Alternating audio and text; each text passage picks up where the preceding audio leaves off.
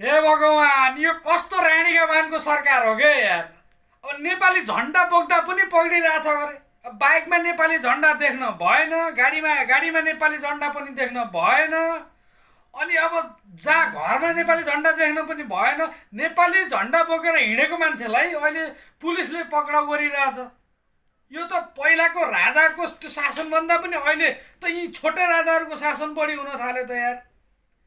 अरे भगवान्, नेपाली झन्डा भनेको हामी एउटा नेपालीको लागि चाहिँ यसको फिलिङ अर्कै छ क्या।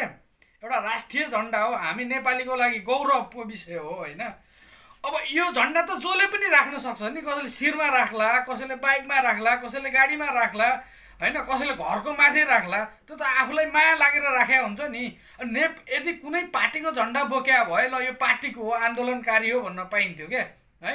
अनि नेपाली झन्डा आफूले बोकेको छ होइन, आफ्नो शिरमा राखे पनि जहाँ राखे पनि तिमीहरूलाई के मतलब, साला झोलेहरू हो।